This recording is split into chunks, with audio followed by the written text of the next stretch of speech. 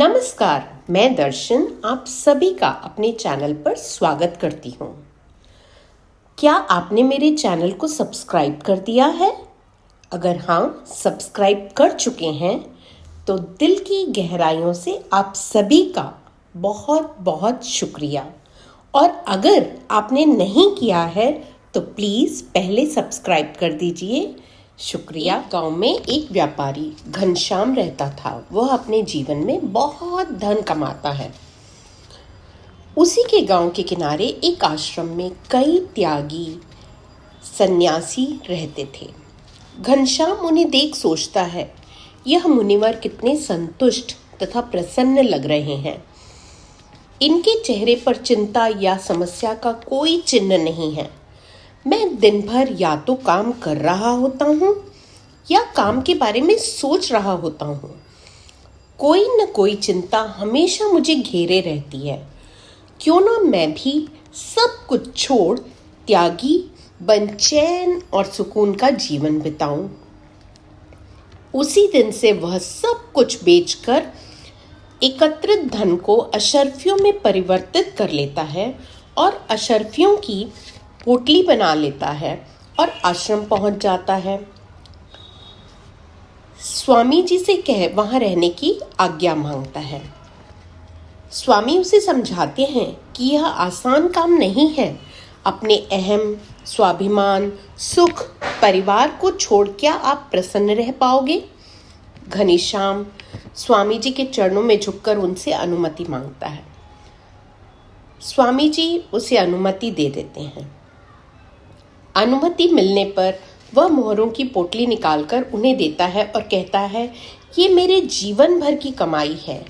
यह मैं आपको तथा आश्रम को भेंट देना चाहता हूँ। स्वामी कहते हैं, मुझे या आश्रम को इनकी कोई आवश्यकता नहीं है। घनश्याम कहता है, मैं तो सब कुछ बेच कर लाया हूँ स्वामी जी, अब मैं इसका क्या करूँ? स्वामी कहते हैं, अब तुम नहीं मान रहे तो जाओ जाकर नदी में फेंक आओ। घनश्याम हैरान, उसे अपने कानों पर विश्वास नहीं होता। वह फिर पूछता है, क्या करूं स्वामी जी? स्वामी जी कहते हैं, हाँ, आपने सही सुना। इस पोटली को जाकर नदी में फेंक आओ। घनश्याम बेमन से जाता है क्योंकि वह स्वामी जी का विरोध नहीं करना चाहता। बहुत देर हो जाती है। घनश्याम जब लौटकर नहीं आता तो स्वामी शिष्यों से कहते हैं, जाओ देख कर आओ क्या हुआ। घनश्याम कहाँ रह गया? शिष्य जाते हैं। कुछ देर बाद शिष्य आकर हंसते हुए बताते हैं, स्वामी जी, घनश्याम तो गिन गिन कर एक एक अशर्फी नदी में डाल रहा है। स्वामी मुस्कुराते हैं। कुछ देर बाद घनश्याम लौट कर आता है तो स्वामी जी कहते हैं, आप गिन गिन कर अशर्फियां क्यों डाल रहे थे नदी में? घनश्याम सकपका जाता है। तब स्वामी जी कहते हैं, जब आप कमा रहे थे तो समझ आता है हर अशर्फी के साथ आपका अहम बढ़ता है, पर त्यागते समय आपने गिनकर डाला तो यह आप अहम को, मोह को छोड़ नहीं पाए हो।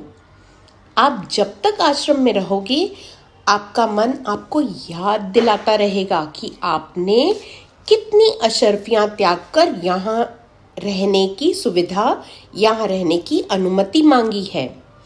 और आपको जब भी मौका मिलेगा यह सत्य आपके मुंह से प्रकट हो जाएगा। आप दूसरों को तुरंत बताएंगे।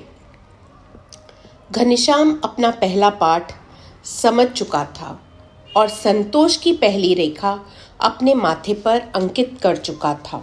आशा करती हूँ हम भी अहम त्याग अपने अंदर संतोष तथा सुकून अनुभव करें।